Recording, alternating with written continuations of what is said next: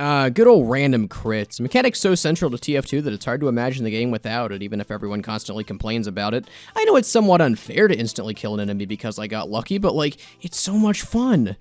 Until I instantly get killed by one, in which case it's the worst mechanic ever added to any game ever and it should be removed because this game sucks. Most people say that fewer weapons should be able to randomly crit, but since I'm a complete psychopath, I think that every weapon in the game should be able to random crit, even the ones you can't attack people with. Now you might be thinking to yourself, what would that even look like? Why would anyone think about that? How do you know my IP address? And these are all fantastic questions that I want to answer over the course of the video, minus the IP one because I'm not giving away my methods, but more specifically, if weapons that don't benefit from crits, like the sandwich or the gunboats, were not only boosted from critical hits, but could also randomly crit, what in the world would that look like? Also, I want to give a huge shout out to 0x because he helped make the background footage. We tried to get as many of these working as possible, some of them just didn't, so bear with us. Let's start with Scout's kit since he has a few secondaries that normally can't get crits. As you probably know, the Bonk Atomic Punch lets you run through enemy fire without taking damage, but still receiving the knockback. So similar to how crit bullets ignore their biggest weakness of damage fall off, drinking a critical Bonk Atomic Punch can would remove any and all semblance of vulnerability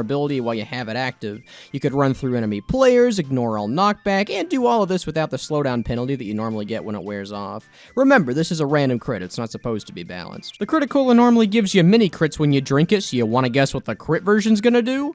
That's right, you become ubercharged. Just kidding, it's full crits for 8 seconds, and also with the added speed boost that it used to give you.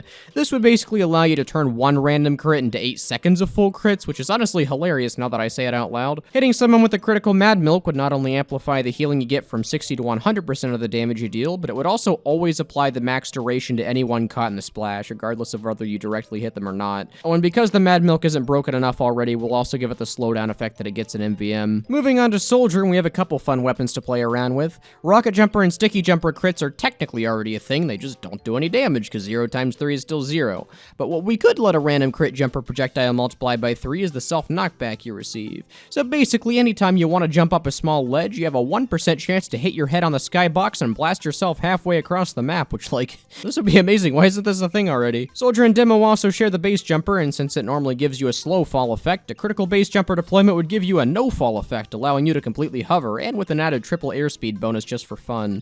The gunboats can't be used manually, so there isn't any way to get them to deal crits to enemies, but I imagine that if they could randomly crit, it would just reduce the self-damage to 0 for any jumps that are affected. The man treads would just deal critical damage to anyone you land on. Pretty boring, I know, but what isn't boring is the variety of banners you can use. Popping a critical buff banner would give you guessed it, full crits instead of mini crits for 8 seconds. But because that's boring, critical buff banner should also give you a bottomless clip while you're in range for even more amounts of fun. Critical conjurers would give you double move speed while in range and a flat 1-to-1 damage to healing ratio, meaning that you not only become a triathlon sprinter, but everyone around you is mad milked while you're sprinting. And finally, a critical battalion's backup deployment would boost its 35% damage resistance up to a full uber charge, meaning that Soldier can now access any of Medic's ubers depending on the banner he picks. Yes, these are incredibly balanced ideas, and no, I don't know why Valve hasn't hired me yet. Jumping to Pyro, we can find 2 entire weapons to mess around with. The Gas Passer is currently one of the absolute worst weapons in the game, but what if it had a 1% chance to be completely game-breaking? That's right, if you hit someone with a critical gas can, they just frickin' explode, no need to even ignite them. Now if you think this is way too powerful for TF2, consider what the Gas Passer does now.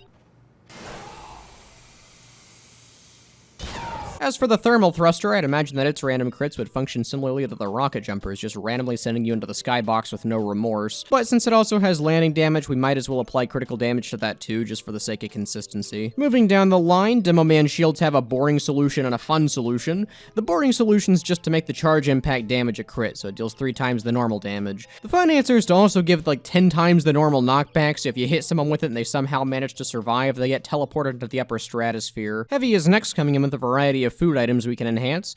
Upon critting, all of Heavy's lunchboxes will give you 3 times the healing, complete invulnerability while eating, and an upgraded health kit if you drop it on the ground for your teammates. Enemies, on the other hand, would take damage from the crit-boosted food items instead of healing, meaning that if an enemy tries to pick up a randomly critical sandwich, they just die instantaneously. Now that might sound a little bit harsh, but I mean they're trying to eat food with electric sparks flying off of it. I don't know what they expected to happen. And just for fun, the critical Daelicos could give you 150 extra health instead of the normal 50, and critical Buffalo Steaks can grant you full crits and double double move speed because on top of being hilarious, we've already set that precedent elsewhere. Believe it or not, Engineer actually does have some weapons that we can do this procedure with. The Wrangler is the boring one, since random Wrangler crits would just make your sentry do critical damage for 1 second, nothing too special.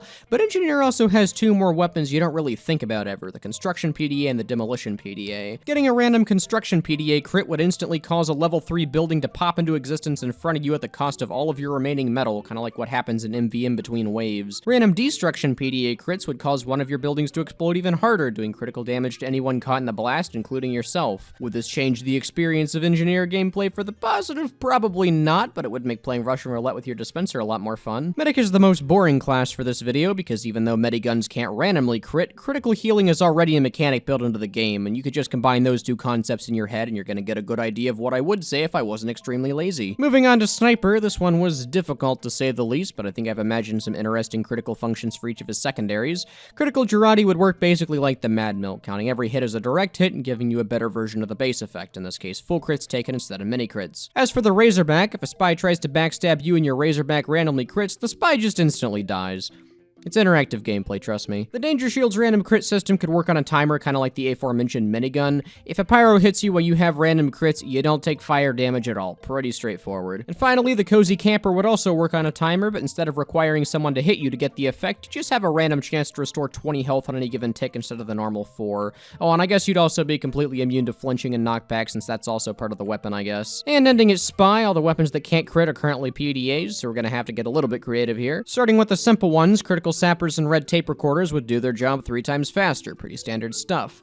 Critical Watches, on the other hand, are where things get a little bit weird. If you cloak with a stock watch or the Cloak and Dagger and it's a random crit, you get double move speed for 5 seconds, as well as having your passive 20% damage resistance bumped up to a cool 60%. Now, if your Dead Ringer is triggered though, and it's a random crit, you get full damage immunity for the entire duration of the cloak on top of a 50% speed boost, making it only slightly more powerful than the pre-nerf version. And finally, getting a random crit with the Disguise Kit would cause you to instantly disguise with no particle effects, as well as completely refilling your cloak meter, because why not? The last but only arguably least things that would be funny if they could random crit are taunt kills. Although taunt kills are usually an instant kill already, there are some instances where they aren't, so giving them critical damage would guarantee kills on stuff like the Fist of Steel heavies. Crit taunt kills could also pierce Ubercharge, because that would be funny, and just to make them hilariously stupid, enemies killed from critical taunt kills just have their corpses gain 10 times the normal momentum, really showing off that you just ended their bloodline on 1 hit. So that's what I'd imagine all the weapons in TF2 could do if they could benefit from crits, but as I was thinking about this silly concept, and as I was getting the background footage, it occurred to me that you could just manually trigger all these effects through crit boosting, which actually makes this a super interesting topic to take seriously. Obviously, some of these would be a bit redundant to use with the Kritzkrieg, mainly the ones that give you full crits instead of mini crits, but it would be super interesting if you could use your Kritzkrieg charge on an engineer to give him instant building construction, or even on a soldier to boost his banner effect for the entire team. I promise you I did not consider balance when writing these stats, so some of these are obviously a little bit silly even for TF2 weapon standards, but I think it would actually be super cool for support weapons to benefit from crits, even if only a little. Also, huge shout out to 0x for programming all the weapons for the background footage, because holy crap, actually messing with some of these has convinced me that we need to put these in the game. As I mentioned in the beginning, not all of the weapons were able to be implemented, some of them just don't work in the way that TF2 is programmed currently, but we did the best we could, and honestly the results are pretty funny. If you liked this video, make sure to like. If you hated this video, then just try to pretend it's a foreign art film, and most importantly, have a good one.